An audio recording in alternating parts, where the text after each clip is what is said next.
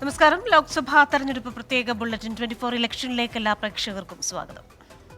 ICL FinCorp 24 election സമർപ്പിക്കുന്നത് ICL FinCorp, the intelligent choice.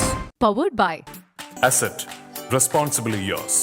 Laza Premium Gold, the universe's finest ice cream. in association with Durashine Roof and Wall Sheets. ഒരു Tata BlueScope steel ഉൽപ്പന്നം. ACCA CMA CA പഠിച്ച് ജയിക്കാനുള്ള ശരിയായ മാർഗം. എലാൻസ് 0% പണിക്കൂലി, 100% സന്തോഷം. Al Muqtadir jewellery group India UAE. MGM group of institutions.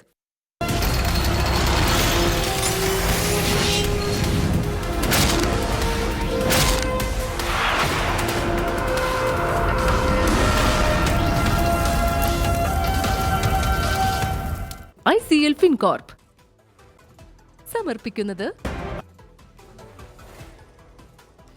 രാജസ്ഥാനിൽ തെരഞ്ഞെടുപ്പ് റാലിക്കിടെ പ്രധാനമന്ത്രി നടത്തിയ വിവാദ പരാമർശത്തിനെതിരെ വ്യാപക പ്രതിഷേധം. കോൺഗ്രസും CPIയും തെരഞ്ഞെടുപ്പ് കമ്മീഷന് പരാതി നൽകും. രാജ്യത്ത് സമ്പത്ത് മുസ്ലിങ്ങൾക്ക് പുനർവിതരണം ചെയ്യാൻ കോൺഗ്രസ് പദ്ധതിയിടുന്നെന്നായിരുന്നു പ്രധാനമന്ത്രിയുടെ പ്രസംഗം. ആദ്യഘട്ട വോട്ടെടുപ്പിന് ശേഷം നിരാശനായ നരേന്ദ്രമോദി നുണപ്രചാരണത്തിന്റെ വീര്യം കൂട്ടിയെന്ന് രാഹുൽ ഗാന്ധി പ്രതികരിച്ചു. ഇന്നലെ രാജസ്ഥാനിലെ ബൻസ്വാരയിൽ BJP സംഘടിപ്പിച്ച തെരഞ്ഞെടുപ്പ് റാലിക്കിടെയാണ് പ്രധാനമന്ത്രി നരേന്ദ്രമോദിയുടെ വിവാദ പരാമർശങ്ങൾ. കോൺഗ്രസ് അധികാരത്തിലെത്തിയാൽ സമ്പത്ത് നുഴഞ്ഞുകയറ്റക്കാർക്കും കൂടുതൽ കുട്ടികളെ പ്രസവിക്കുന്നവർക്കും നൽകും. രാജ്യത്തിന്റെ സ്വത്ത് മുസ്ലിങ്ങൾക്ക് വീതിച്ചു നൽകണമെന്നാണ് കോൺഗ്രസ് നിലപാടെന്നും നരേന്ദ്രമോദിയുടെ പ്രസംഗം.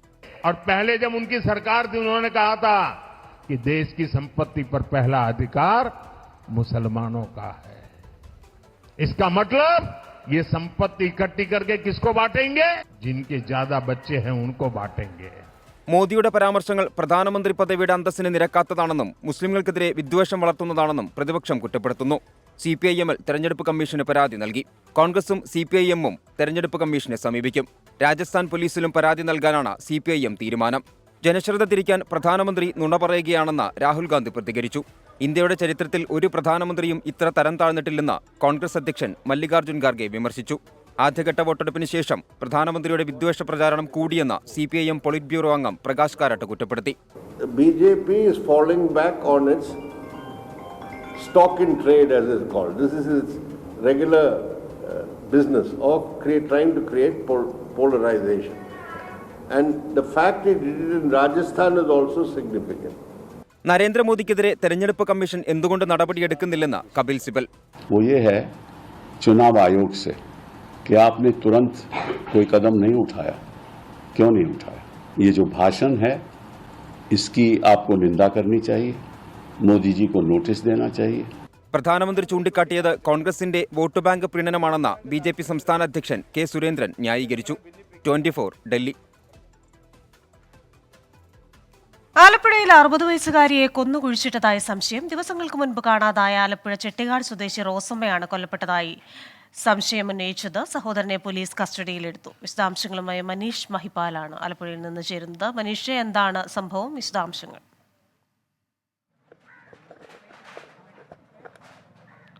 ക്രിസ്റ്റീന, ഇത് സംശയം മാത്രമല്ല, പോലീസ് സ്ഥിരീകരിക്കുന്നുണ്ട്. നിലവിൽ ഈ കൊലപാതകം നടത്തി എന്ന് പറയുന്ന ബെന്നിയുടെ വീടിൻ്റെ പിൻഭാഗത്ത് നിലവിൽ പോലീസ് പരിശോധന നടത്തുകയാണ്. അവിടെ നിന്നും മൃതദേഹം കണ്ടെത്തിയിട്ടുണ്ട്. ഇനി കൂടുതലായി കുഴിച്ച് മൃതദേഹം പൂർണ്ണമായി പുറത്തെടുക്കണം. എന്നാൽ മാത്രമേ എന്താണ് കൃത്യമായിട്ടുള്ള കാരണങ്ങൾ അടക്കമുള്ള കാര്യങ്ങൾ വ്യക്തമാവുകയുള്ളൂ.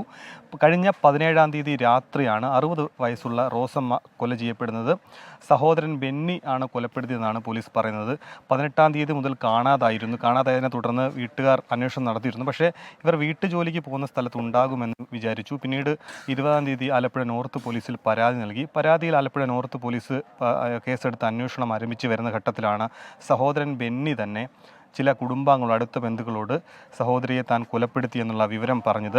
ഈ കൊലപ്പെടുത്തിയത് ഹാമർ ഉപയോഗിച്ചാണ് തലക്കടിച്ച് കൊലപ്പെടുത്തിയത്. പിന്നീട് വീടിൻ്റെ പിൻഭാഗത്ത് കുഴിയെടുത്ത് മറവ് ചെയ്യുകയായിരുന്നു. കൊലപാതക കാരണമായി പോലീസ് പറയുന്നത് 60 വയസ്സുള്ള റോസമ്മ ഇവിടെ ഭർത്താവ് വർഷങ്ങൾക്ക് മുൻപ് ഉപേക്ഷിച്ചു പോയിരുന്നു. പിന്നീട് റോസമ്മയ്ക്കൊരു വിവാഹം കഴിക്കണമെന്ന് ആഗ്രഹമുണ്ടായിരുന്നു. ഇത് സഹോദരൻ ബെന്നി എതിർത്തു. ഒപ്പം തന്നെ ബെന്നിയുടെ മരണപ്പെട്ടു പോയ ഭാര്യയെപ്പറ്റി വേണ്ടാത്ത കാര്യങ്ങളൊക്കെ തന്നെ റോസമ്മ നാട്ടിൽ പറയുന്നു എന്നടക്കമുള്ള ആരോപണങ്ങൾ അത് വലിയൊരു പ്രകോപനമായി. അങ്ങനെ ഇവർ തമ്മിൽ തർക്കമുണ്ടായി. 17-ം തീയതി രാത്രി അങ്ങനെ സഹോദരൻ ബെന്നി ഹാമർ ഉപയോഗിച്ച് സഹോദരി 60 വയസ്സുള്ള റോസാമ്മയെ തലക്കടിച്ച് കൊലപ്പെടുത്തിയെന്നാണ് നിലവിൽ മൊഴി നൽകിയിട്ടുള്ളത്. പോലീസ് നിലവിൽ ഈ ബെന്നിയുടെ വീടിൻ്റെ പിൻഭാഗത്തെ കുഴിയിൽ പരിശോധന നടത്തി മൃതദേഹം പുറത്തെടുക്കാനുള്ള നടപടികളാണ് റവന്യൂ ഉദ്യോഗസ്ഥർ, Alappuzha north police, Alappuzha DYSP, Alappuzha ജില്ലാ പോലീസ് മേധാവി ചൈത്ര തെരേസ ജോൺ അല്പസമയത്തിനകത്ത് തന്നെ സ്ഥലത്തെത്തും. സഹോദരൻ ബെന്നിയും ഒപ്പം തന്നെ ഈ സഹോദരി റോസമ്മയും താമസിക്കുന്നത് അടുത്തടുത്ത വീടുകളിലാണ്. ഇവർ തമ്മിൽ വലിയ സ്നേഹത്തിലായിരുന്നു, നല്ല ബന്ധത്തിലായിരുന്നു. അതായത് ഇവരുടെ വീട്ടിൽ നിന്ന്, ബെന്നിയുടെ സഹോദരൻ്റെ വീട്ടിൽ നിന്നായിരുന്നു 3 നേരവും റോസമ്മ ഭക്ഷണം കഴിച്ചിരുന്നത്. മറ്റ് പ്രശ്നങ്ങളൊന്നും ഇല്ലായിരുന്നു. ഇവർ തമ്മിലുള്ള ബന്ധങ്ങൾ, സഹോദര ബന്ധങ്ങൾ, മറ്റ് അസ്വാരസ്യങ്ങളൊന്നുമില്ലായിരുന്നു. പക്ഷേ പെട്ടെന്നുണ്ടായൊരു പ്രകോപനമാണെന്നാണ് പ്രതി പറയുന്നത്. നാട്ടുകാരും ഇവർ തമ്മിൽ ഇതിനു മുൻപ് വഴക്കിടുന്നവരായിട്ടുള്ളതോ അല്ലെങ്കിൽ മറ്റെന്തെങ്കിലും പ്രശ്നങ്ങളുള്ളതായിട്ടോ നാട്ടുകാർക്കോ ബന്ധുക്കളോ ഒന്നും അറിയില്ല. പെട്ടെന്ന് എന്താണ് ഈ സംഭവം ഉണ്ടായത്? നാട്ടുകാരും വലിയ രീതിയിൽ ഭീതിയിലാണ്. എന്താണ് സംഭവിച്ചെന്നുള്ള കാര്യം ഇപ്പോഴും അറിയില്ല. എന്താണെങ്കിലും പ്രദേശത്ത് ഈ കുഴിയെടുത്ത് മൃതദേഹം പുറത്തെടുക്കുന്ന നടപടിയാണ്. പ്രദേശത്താകെ വലിയ രീതിയിൽ ദുർഗന്ധമൊക്കെ ഉണ്ട്. ആലപ്പുഴ നോർത്ത് പോലീസും റവന്യൂ ഉദ്യോഗസ്ഥരുമാണ് നടപടികളുമായി മുന്നോട്ട് പോകുന്നത്. ക്രിസ്റ്റീന. മനുഷ്യ, ഇയാൾ പറഞ്ഞതനുസരിച്ച് ആ പ്രദേശത്താണോ ഈ കുഴിയെടുക്കുന്നത്?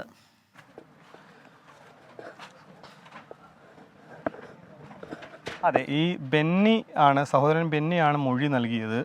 സഹോദരി റോസമ്മയെ താൻ കൊലപ്പെടുത്തി വീടിൻ്റെ പിന്നിൽ കുഴിച്ചിട്ടു എന്ന് പറഞ്ഞത്. വീടിൻ്റെ പിന്നിൽ ഒരു ഷെഡ് ഉണ്ടായിരുന്നു. ഷെഡിൻ്റെ സമീപത്താണ് നിലവിൽ കുഴി എടുത്ത് മറവ് ചെയ്തത്. ആ ഷെഡ് പോലീസ് ആദ്യം വന്ന് മാറ്റി, അതിനുശേഷമാണ് കുഴിയെടുത്തത്. ആദ്യഘട്ടത്തിൽ തന്നെ, അതായത് അധികം പണിപ്പെടാതെ തന്നെ പോലീസിന് ഒരു 5 മിനിറ്റ് നേരം കൊണ്ട് തന്നെ മണ്ണ് മാറ്റിയപ്പോൾ തന്നെ ദുർഗന്ധം വന്നു. അങ്ങനെ അവിടെ ബോഡി ഉണ്ടെന്ന് എന്തായാലും ബോധ്യപ്പെട്ടിട്ടുണ്ട്. അത് പൂർണ്ണമായി പുറത്തെടുക്കുകയാണ്. ഇനി ബോഡി കിട്ടിയ ശേഷം അത് പരിശോധന, അതിൻ്റെ ഇൻക്വസ്റ്റ് നടപടികൾ, അതിൻ്റെ പോസ്റ്റ്മോർട്ടത്തിന് ശേഷം മാത്രമായിരിക്കും ശാസ്ത്രീയമായി എന്താണ് സംഭവിച്ചതടക്കമുള്ള കാര്യങ്ങൾ. അതുതന്നെ ഒപ്പം തന്നെ പ്രതി ബെന്നിയെ ഇനി ഒന്നുകൂടി ചോദ്യം ചെയ്യേണ്ടി വരും. ജില്ലാ പോലീസ് മേധാവിനെ നേരിട്ടെത്തി ചോദ്യം ചെയ്യും. എന്താണ് കൊലപാതക കാരണം? പ്രതി പറഞ്ഞ കാര്യങ്ങൾ തന്നെയാണോ? പെട്ടെന്നുള്ള പ്രകോപനമാണോ?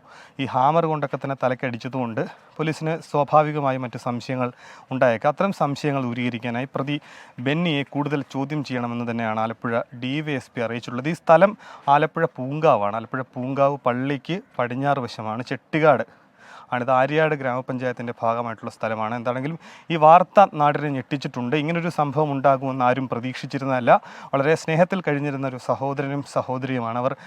പെട്ടെന്നുണ്ടായ ഒരു തർക്കം ഇങ്ങനെ ഒരു കൊലപാതകത്തിലേക്ക് ഒരു രാത്രിയിലെത്തി. അത് പിന്നീട് സഹോദരൻ അത് മറച്ചു വെക്കാൻ വേണ്ടി വീടിൻ്റെ പിൻഭാഗത്ത് തന്നെ സ്വന്തം സഹോദരിയെ കുഴിയെടുത്ത് കുഴിച്ചു മൂടേണ്ടി വന്നു. അത് വീട്ടുകാരറിയുന്നത് തന്നെ അടുത്ത ദിവസമാണ്. പോലീസിൽ പരാതി നൽകിയത് 20-ാം തീയതി. ആലപ്പുഴ നോർത്ത് പോലീസ് നടത്തിയ അന്വേഷണത്തിൽ പിന്നീട് ചില ബന്ധുക്കളുടെ മൊഴികൾ അവരെ ചോദ്യം ചെയ്യുന്ന അടിസ്ഥാനത്തിലാണ് സ്വന്തം സഹോദരൻ ബെന്നി തന്നെയാണ് ഈ ചുറ്റികയ്ക്ക് തലക്കടിച്ച് കൊലപ്പെടുത്തി സഹോദരിയെ മറവ് ചെയ്തെന്ന് ബോധ്യപ്പെട്ടത്. ഇനി കൂടുതൽ വരുന്ന മണിക്കൂറുകളിൽ നമുക്ക് ഈ മൃതദേഹം പുറത്തെടുക്കുമായിരിക്കാം. അതിനുശേഷം കൂടുതൽ കാര്യങ്ങൾ നമുക്ക് പോലീസിൽ നിന്ന് തന്നെ വിവരം ലഭിക്കാം. അത്തരം കാര്യങ്ങൾ വരുന്ന മണിക്കൂറുകൾ പങ്കുവയ്ക്കാൻ സാധിക്കും. ക്രിസ്റ്റീന. മനുഷ്യ, അതുപോലെ ഇത്രയും നാൾ സ്നേഹത്തോട് കഴിഞ്ഞ സഹോദരനും സഹോദരിയും, അത് പെട്ടെന്ന് ഉണ്ടായ ഒരു പ്രകോപനത്തിന്റെ, ഒരു തർക്കത്തിന്റെ പേരിൽ, അത് മാത്രവുമല്ല ഇദ്ദേഹത്തിന്റെ മരിച്ചുപോയ ഭാര്യയെക്കുറിച്ചൊക്കെ മോശമായി സംസാരിച്ചിട്ടുണ്ടെങ്കിൽ അത് കുറേ നാളുകൾ മുൻപൊക്കെ ആയിരിക്കണമല്ലോ. അത് പെട്ടെന്നൊരു ദിവസം ഒരു കൊലപാതകത്തിലേക്ക് നയിക്കാൻ മാത്രമുള്ള കാരണമാകുമോ എന്നൊരു സംശയം നിലനിൽക്കുന്നില്ലേ? ഈ നാട്ടുകാരെന്താണ് പറയുന്നത്?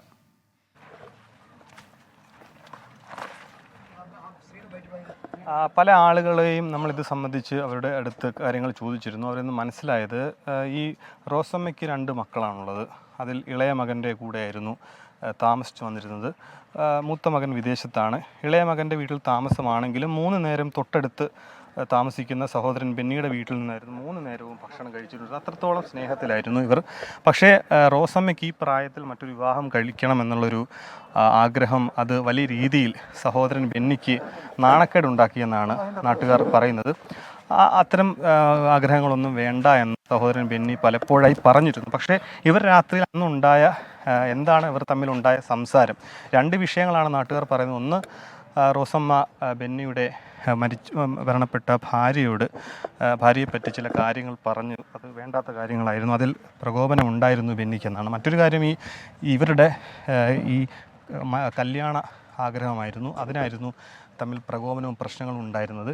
എന്താണെങ്കിലും എന്താണ് കൊലപാതകം അടക്കമുള്ള എന്തിനു വേണ്ടിയിട്ടാണ് കൊലപാതകം അടക്കമുള്ള കാര്യങ്ങളിൽ ഒരു വ്യക്തത ഇനിയും വരേണ്ടതുണ്ട്. ക്രിസ്റ്റീന. മനുഷ്യ അതുപോലെ ഈ ചുറ്റികയ്ക്ക് അടിച്ചു കൊല്ലുക എന്നൊക്കെ പറഞ്ഞു കഴിഞ്ഞാൽ വളരെ വേദനാജനകമായ കാര്യമാണ്. അതുകൊണ്ട് തന്നെ ഒരു ശബ്ദമോ നിലവിളിയോ അല്ലെങ്കിൽ ഒരു മൽപ്പിടുത്തത്തിൻ്റെതായ എന്തെങ്കിലും ലക്ഷണങ്ങളോ ഒക്കെ സമീപവാസികൾ കേട്ടിരുന്നു അന്ന്.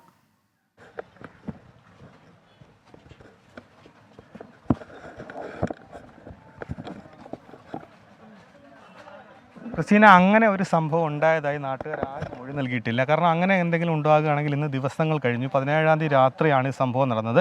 അങ്ങനെയാണെങ്കിൽ ഇത് എത്രയും വേഗം നാട്ടുകാർ തന്നെ മൊഴി നൽകിയിരുന്നു. പക്ഷേ ഇവിടെ റോസമ്മയെ കാണാതെ അതിനെ തുടർന്ന് പല ബന്ധു വീടുകളിലും തന്നെ ബന്ധുക്കൾ അന്വേഷണം നടത്തിയിരുന്നു. അങ്ങനെ എന്തെങ്കിലും ഒരു അസാധാരണമായ ഒരു ശബ്ദമോ അല്ലെങ്കിൽ മറ്റെന്തെങ്കിലും സൂചനകളോ ഈ കൊലപാതകം നടക്കുന്ന സമയത്ത് ഇവിടെ ഉണ്ടായിരുന്നുവെങ്കിൽ അത് ഇത്തരത്തിലൊരു അന്വേഷണം, ഒരു മിസ്സിംഗ് കേസ് എടുക്കാനോ അല്ലെങ്കിൽ അങ്ങനത്തിലുള്ള അന്വേഷണം നടത്തുന്ന തരത്തിലേക്ക് പോകില്ലായിരുന്നു. ഇത് അവസാന ഘട്ടത്തിലാണ് പോലീസ് ചില അടുത്ത ബന്ധുക്കളെ തന്നെ ചോദ്യം ചെയ്തപ്പോഴാണ് ഇത്തരത്തിലുള്ള സംശയം അവർ പ്രകടിപ്പിച്ചത്. ഇയാൾ ഇനി സത്യം പറയുന്നതാണോ എന്ന് പോലും പോലീസിന് സംശയം ഉണ്ടായിരുന്നു. വീടിൻ്റെ പിൻഭാഗത്ത് എല്ലാവരും നടന്നു പോകുന്ന വഴി, അങ്ങനെ ആൾ തിരക്കില്ലാത്തൊരു സ്ഥലമല്ല, എപ്പോഴും ആളനക്കവും ആളുകളൊക്കെ തന്നെ വരുന്ന സ്ഥലമാണ്. ആലപ്പുഴ ജില്ലയുടെ സ്വാഭാവികമായിട്ടുള്ള ഒരു ജനസാന്ദ്രതയേറിയ പ്രദേശമാണ്. അടുത്തടുത്ത് വീടുകളൊക്കെ ഉള്ള സ്ഥലമാണ്. ഒറ്റപ്പെട്ട ഒരു വീടോ സ്ഥലമോ ഒന്നുമല്ല. അതുകൊണ്ട് തന്നെ ഒരാളെ കൊലപ്പെടുത്തിയാൽ സാധാരണഗതിയിൽ അത് ചുറ്റികയ്ക്ക് അടിച്ചാണെങ്കിൽ സ്വാഭാവികമായും ശബ്ദമുണ്ടാകാം. ഇനി കൊലപ്പെടുത്തിയ ശേഷം വീടിൻ്റെ പിന്നിൽ കുഴിച്ചിടണമെങ്കിൽ, മറ്റൊരാളുടെ സഹായമില്ലാതെ അത് ചെയ്യണമെങ്കിൽ ചിലപ്പോൾ രാത്രിയാണെങ്കിൽ മാത്രമായിരിക്കും ചിലപ്പോൾ ആളുകൾ ശ്രദ്ധിക്കാതെ ഇരിക്കുന്നത്. പുലർച്ചെയോ വെളുപ്പാങ്കാലത്തോ ഒക്കെ ആയിരിക്കാം ആ സംഭവം നടന്നത്. പക്ഷെ അതിൽ സംബന്ധിച്ച് കൃത്യമായ എപ്പോഴാണ് ഈ സംഭവം ഉണ്ടായത്, 17-ാം തീയതി രാത്രി എന്ന് മാത്രമാണ്. സമയത്തിലടക്കമുള്ള കാര്യങ്ങളിലൊരു വ്യക്തത ഇപ്പോഴും വന്നിട്ടില്ല. ഈ കാണുന്ന വീടാണ്, ഇതാണ് ഈ ബെന്നിയുടെ. ആലപ്പുഴയിൽ 60 വയസ്സുകാരിയെ കൊന്നു കുഴിച്ചിട്ടതായി സംശയം. പോലീസാണ് ഈ വിവരം പറഞ്ഞത്. സഹോദരനെ പോലീസ് കസ്റ്റഡിയിലെടുത്തിട്ടുണ്ട്. ഇപ്പോൾ അവിടെ മൃതദേഹത്തിനായി കുഴിച്ച് പരിശോധന നടത്തിക്കൊണ്ടിരിക്കുകയാണ്. വിശദാംശങ്ങൾ നൽകിയത് മനീഷ് മഹിബാലാണ് ആലപ്പുഴയിൽ നിന്ന്. ഇനിയൊരു ഇടവേള. വാർത്തകൾ തുടരുന്നു. ഇന്നസെന്റിനൊപ്പം നിൽക്കുന്ന സുരേഷ് ഗോപിയുടെ ചിത്രം സഹിതം ഇരിങ്ങാലക്കുടയിൽ സ്ഥാപിച്ച ഫ്ലക്സ് ബോർഡ് BJP നീക്കം ചെയ്തു. ചിത്രം ഉപയോഗിച്ചത് അറിവോടെയല്ലെന്ന് ഇന്നസെന്റിന്റെ കുടുംബം വ്യക്തമാക്കിയിരുന്നു. LDFന്റെ മുൻ MP-യായ ഇന്നസെന്റിന്റെ ചിത്രം അനുമതിയില്ലാതെ പ്രചാരണത്തിന് ഉപയോഗിച്ചതിനെതിരെ CPIM ജില്ലാ കളക്ടർക്ക് പരാതി നൽകി. വിവരങ്ങളുമായി തൃശ്ശൂരിൽ നിന്ന് അശ്വിൻ പാലാഴി ചേരുകയാണ്. അശ്വിൻ, ഈ പരാതി വരുന്നു, പരാതിക്ക് ശേഷം ഫ്ലെക്സ് ബോർഡുകൾ BJP നീക്കം ചെയ്യുന്നു. എങ്കിലും ഈ കൊടുത്ത പരാതിയുടെ അടിസ്ഥാനത്തിൽ മറ്റെന്തെങ്കിലും നടപടി ഉണ്ടാകുമോ? ക്രിസ്റ്റീന, കഴിഞ്ഞ ദിവസം സുനിൽകുമാർ ഇന്നസെന്റിനൊപ്പം നിൽക്കുന്ന ഒരു ചിത്രം ഇരിങ്ങാലക്കുട ബസ് സ്റ്റാൻഡിന് മുന്നിൽ സ്ഥാപിച്ചിരുന്നു. അതിന് പിന്നാലെയാണ് സുരേഷ് ഗോപിയും ഇന്നസെന്റും നിൽക്കുന്ന ചിത്രം ഉപയോഗിച്ച് സുരേഷ് ഗോപിക്ക് വോട്ട് തേടിക്കൊണ്ട് BJP ഇരിങ്ങാലക്കുട മണ്ഡലം കമ്മിറ്റി സമീപത്തായി ഒരു ഫ്ലെക്സും ടൗണിന്റെ വിവിധ ഭാഗങ്ങളിലായി മറ്റ് 4 ഫ്ലെക്സുകളും സ്ഥാപിച്ചത്. ഇതിനെതിരെയാണ് ഇന്ന് രാവിലെ ഇന്നസെന്റിന്റെ കുടുംബം തന്നെ ആദ്യം രംഗത്തെത്തിയത്. തങ്ങളുടെ അറിവില്ലാതെയാണ് ഈ ഒരു ബോർഡ് BJP സ്ഥാപിച്ചതെന്ന് പറയുന്നത്. തൊട്ടു പിന്നാലെ LDFന്റെ ഇരിങ്ങാലക്കുട മണ്ഡലം കമ്മിറ്റി ജില്ലാ വരണാധികാരിക്ക് ഒരു പരാതി കൂടി നൽകിയിട്ടുണ്ട്. ചിത്രം ദുരുപയോഗം ചെയ്തെന്നും അത് പിൻവലിക്കണമെന്നും ഒപ്പം സുരേഷ് ഗോപിക്കെതിരെ നിയമ നടപടി സ്വീകരിക്കണം എന്നുമായിരുന്നു ആവശ്യം. ആ പരാതി ഇപ്പോൾ ജില്ലാ കളക്ടർക്ക് മുന്നിൽ തുടരുകയാണ്. എന്തായാലും ഒരു വലിയ രാഷ്ട്രീയ വിവാദമായതിന് പിന്നാലെയാണ് ഇന്ന് ഉച്ചയ്ക്ക് ശേഷം BJPയുടെ ഇരിങ്ങാലക്കുട മണ്ഡലം കമ്മിറ്റിയുടെ നേതാക്കൾ തന്നെ എത്തി ബോർഡ് നീക്കം ചെയ്തത്. അപ്പം 5 ബോർഡുകൾ, വിവിധ സ്ഥലങ്ങളിലായി സ്ഥാപിച്ച 5 ബോർഡുകൾ നീക്കം ചെയ്തിട്ടുണ്ട്. പരാതി നിലവിൽ പരിഗണിക്കുകയാണ്. ഏതെങ്കിലും തരത്തിലുള്ള നടപടി ഇതിലുണ്ടാകുമോ എന്നുള്ള കാര്യം വരും ദിവസങ്ങളിൽ അറിയാം. എന്തായാലും ഒരു രാഷ്ട്രീയ വിവാദമായത് ഇപ്പോഴും തുടരുകയാണ്. ക്രിസ്റ്റീന, ശരി. തൃശ്ശൂരിൽ നിന്ന് വിശദാംശങ്ങൾ നൽകിയത് അശ്വിൻ പാലാഴിയാണ്. തൃശ്ശൂരിൽ LDF സ്ഥാനാർത്ഥി VS സുനിൽകുമാറിന്റെ തെരഞ്ഞെടുപ്പ് പ്രചാരണ ബോർഡുകൾ വ്യാപകമായി നശിപ്പിച്ചു. ഫ്ലക്സ് കുത്തിക്കേറി കാനയിലെറിഞ്ഞ നിലയിലാണ്. പരാജയ ഭീതിയുള്ളവരാണ് ഇരുട്ടിന്റെ മറവിൽ അതിക്രമം കാണിച്ചതെന്ന് LDF നേതാക്കൾ ആരോപിച്ചു. വിശദാംശങ്ങളുമായി സൂരജ് സജ്ജിയാണ് തൃശ്ശൂരിൽ നിന്ന് ചേരുന്നത്. സൂരജ്, വിശദാംശങ്ങൾ എന്തൊക്കെയാണ്? ക്രിസ്റ്റീന, ഇന്ന് രാവിലെയോടുകൂടിയാണ് ഈ കണ്ടശാങ്കടവ് മാങ്ങാട്ടുകര AUP സ്കൂളിന് സമീപത്ത് LDF സ്ഥാനാർത്ഥി VS സുനിൽകുമാറിന്റെ പ്രചാരണ ബോർഡുകളും തോരണങ്ങളും നശിപ്പിച്ചതായി കണ്ടെത്തുന്നത്. ഈ സ്വകാര്യ വ്യക്തിയുടെ പറമ്പിൽ സ്ഥാപിച്ച ബോർഡുകളാണ് ഇത്തരത്തിൽ സമീപത്തെ ഓടകളിലും അതുപോലെ തന്നെ ഈ കുളത്തിന്റെ കരയിലുമെല്ലാം നശിപ്പിച്ച കണ്ടെത്തുന്നത്. ഫ്ലെക്സ് ബോർഡുകൾ ഉൾപ്പെടെ കീറി എറിഞ്ഞ നിലയിലായിരുന്നു. അതോടൊപ്പം ഈ പ്രചരണ ബോർഡുകൾ ഓടയിലും മറ്റുമാണ് കിടന്നിരുന്നത്. സംഭവം അറിഞ്ഞ് കൂടുതൽ പാർട്ടി പ്രവർത്തകർ അങ്ങോട്ടേക്ക് എത്തുകയും വലിയ രീതിയിൽ അവർ സംഘടിക്കുകയും ചെയ്തു. പിന്നീട് LDF നേതൃത്വം ഇത് സംബന്ധിച്ച് തെരഞ്ഞെടുപ്പ് കമ്മീഷനും അതോടൊപ്പം തന്നെ പോലീസിനും പരാതി നൽകിയിട്ടുണ്ട്. പരാജയ ഭീതിയിൽ എതിരാളികൾ ചെയ്തതാണ് ഇതെന്നുള്ളതാണ് ആരോപണം. പക്ഷേ ആരാണ് ഇത് ചെയ്തതെന്ന് സംബന്ധിച്ച് വ്യക്തതയില്ല. കൃത്യമായ അന്വേഷണം നടത്തി കുറ്റക്കാർക്കെതിരെ ശക്തമായ നടപടി വേണം എന്നുള്ളതാണ് നിലവിൽ LDF ഇത് സംബന്ധിച്ച് ആവശ്യപ്പെടുന്നത്. ക്രിസ്റ്റീന, ശരി. തൃശ്ശൂരിൽ നിന്ന് വിവരങ്ങൾ നൽകുകയായിരുന്നു സൂരജ് സജി. ഇടവേള. സ്ഥാനാർത്ഥികൾ പറയുന്നത് എന്തെന്ന് കാണാം. വോട്ടോഗ്രാഫ്.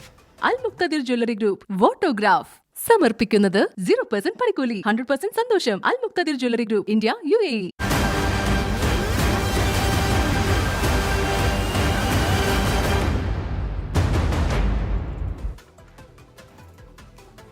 ഫോട്ടോഗ്രാഫിൽ ഇന്ന് കോഴിക്കോട് ലോക്സഭാ മണ്ഡലത്തിലെ സ്ഥാനാർത്ഥികളാണ് വികസന കാഴ്ചപ്പാടുകൾ പങ്കുവയ്ക്കുന്നത്.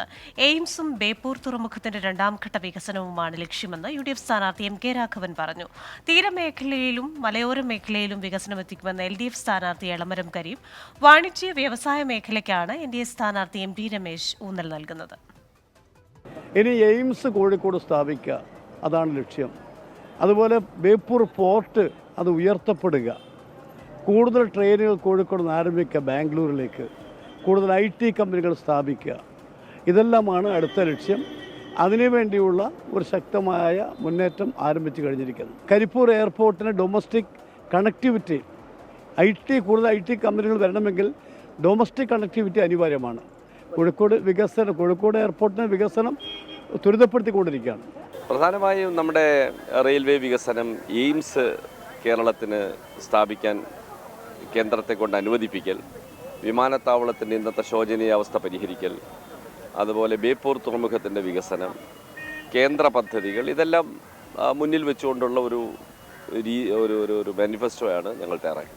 പിന്നെ റിലേറ്റഡ് ആയിട്ടുള്ള മറ്റ് വികസന പദ്ധതികൾക്ക് രൂപം നൽകണം. ഒരു ഇൻ്റർനാഷണൽ സ്റ്റേഡിയം കോഴിക്കോട്ട് സ്ഥാപിക്കാൻ കേരള ഗവൺമെൻറ് തീരുമാനിച്ചിട്ടുണ്ട്. അതിനനുയോജ്യമായ സ്ഥലം കണ്ടെത്തണം, അതിന് തുടക്കം കുറിക്കണം. കോഴിക്കോട്ടിൻ്റെ വ്യാപാരം, വ്യവസായം, വാണിജ്യം, കൃഷി, അതുപോലെ തന്നെ തൊഴിൽ, വിദ്യാഭ്യാസം, ആരോഗ്യം, അടിസ്ഥാന സൗകര്യ വികസനം, ഇങ്ങനെയെല്ലാം ഉണ്ട്. കോഴിക്കോട്ട് ഒരു പ്രധാനപ്പെട്ട കാര്യമുള്ളത്, കോഴിക്കോട് ദീർഘകാലമായിട്ടുള്ളൊരു ആവശ്യമായിരുന്നു ബേപ്പൂർ തുറമുഖത്തെയും ബാംഗ്ലൂർ IT നഗരത്തെയും ബന്ധപ്പെടുത്തിക്കൊണ്ട് ഒരു കോറിഡോർ വേണമെന്നുള്ളത് ദീർഘകാലമായിട്ടുള്ള ആവശ്യമാണ്. അതിലൂടെ നമ്മൾക്ക് കോഴിക്കോടിനെയും ബേപ്പൂരിനെയും ലോകശ്രദ്ധ ഉണ്ടാക്കാൻ വേണ്ടി സാധിക്കും. തെരഞ്ഞെടുപ്പിന് 3 നാൾ ബാക്കി നിൽക്കെ നിലപാട് വ്യക്തമാക്കി ക്രൈസ്തവ സഭകൾ. തെരഞ്ഞെടുപ്പിൽ LDFന് പരോക്ഷമായ പിന്തുണ യാക്കോബായ സഭ പ്രഖ്യാപിച്ചപ്പോൾ സമദൂര നിലപാടാണ് ഓർത്തഡോക്സ് സഭയുടേത്. വിഴിഞ്ഞം സമരത്തിന് ശേഷം അക്കൗണ്ടുകൾ മരവിപ്പിച്ചതിനെതിരെ കേന്ദ്ര സംസ്ഥാന സർക്കാരുകൾക്കെതിരെ ലത്തീൻ സഭയും രംഗത്തു വന്നു. ക്രൈസ്തവ സഭകളുടെ വോട്ടുകൾ പെട്ടിയിലാക്കാൻ മുന്നണികൾ പ്രയത്നിക്കുന്നതിനിടയിലാണ് സഭകൾ നിലപാടുകൾ തുറന്നു പറഞ്ഞു തുടങ്ങിയത്. ആദ്യം രംഗത്ത് വന്നത് യാക്കോബായ സഭ. പ്രതിസന്ധിയിൽ ഒപ്പം നിന്നവരെ തിരിച്ചും സഹായിക്കണമെന്ന് മെത്രാപ്പൊലീത്ത ജോസഫ് മാർ ഗ്രിഗോറിയോസ് 24നോട് പറഞ്ഞു. ജനങ്ങൾ ആ രീതിയിൽ എടുക്കേണ്ടതാണ്, അങ്ങനെയാണ് ഞങ്ങൾ പറയുന്നത്. പിന്നെ ജനങ്ങൾക്ക് എല്ലാവർക്കും അവരവരുടേതായ നിലപാടുകളുണ്ട്, അതൊന്നും നമുക്ക് തിരുത്താൻ ഒക്കത്തില്ലല്ലോ. സ്വാഭാവികമായിട്ടും സഭയുടെ ഒരു നയപരമായ ഒരു സമീപനം സഭയെ സഹായിച്ചിട്ടുള്ളവരെ തിരിച്ചു സഹായിക്കും. എന്നാൽ തെരഞ്ഞെടുപ്പിൽ ഓർത്തഡോക്സ് സഭയ്ക്ക് സമദൂര നിലപാടാണ്. ജനാധിപത്യം വലിയ വെല്ലുവിളി നേരിടുകയാണെന്നും മണിപ്പൂർ അടക്കമുള്ള വിഷയങ്ങൾ സഭാവിശ്വാസികളുടെ മനസ്സിലുണ്ടെന്നും സഭാ സെക്രട്ടറി ബിജു ഉമ്മൻ പറഞ്ഞു. മലങ്കര ഓർത്തഡോക്സ് സഭ ആസന്നമായിരിക്കുന്ന ലോക്സഭാ തെരഞ്ഞെടുപ്പിൽ സമദൂര സിദ്ധാന്തം നടപ്പിലാക്കുവാനാണ് സഭ ആഗ്രഹിക്കുന്നത്. സഭയ്ക്കകത്ത് എല്ലാ രാഷ്ട്രീയ പാർട്ടികളിൽ പ്രവർത്തിക്കുന്നവരുമുണ്ട്. അതുകൊണ്ട് തന്നെ തെരഞ്ഞെടുപ്പുകളിൽ ഒരു സമ്മർദ്ദ ശക്തിയായി ഒരു ബാർഗൈനിങ് നടത്താൻ സഭ ഒരിക്കലും ആഗ്രഹിക്കുന്നില്ല. അത് ജനാധിപത്യത്തിന് ഭൂഷണവുമല്ല. അതേസമയം വിഴിഞ്ഞം സമരത്തിന് ശേഷം അക്കൗണ്ടുകൾ മരവിപ്പിച്ച കേന്ദ്ര ആഭ്യന്തര മന്ത്രാലയത്തിന്റെ നിലപാടിനെതിരെ ലത്തീൻ സഭ അതിരൂപത ബിഷപ്പ് തോമസ് ജെ നെറ്റോ രംഗത്തു വന്നു. പള്ളികളിൽ ഇന്നലെ അക്കൗണ്ട് മരവിപ്പിച്ചതിനെക്കുറിച്ച് സർക്കുലറും വായിച്ചു. വരും ദിവസങ്ങളിൽ കൂടുതൽ സഭകൾ അവരുടെ നിലപാടുകൾ വ്യക്തമാക്കും. 24 കോട്ടയം. 24 ഇലക്ഷൻ പൂർണ്ണമാകുന്നു. ഇനി 24 റൗണ്ട് അപ്പ് കാണാം. വേണു ബാലകൃഷ്ണൻ. നമസ്കാരം.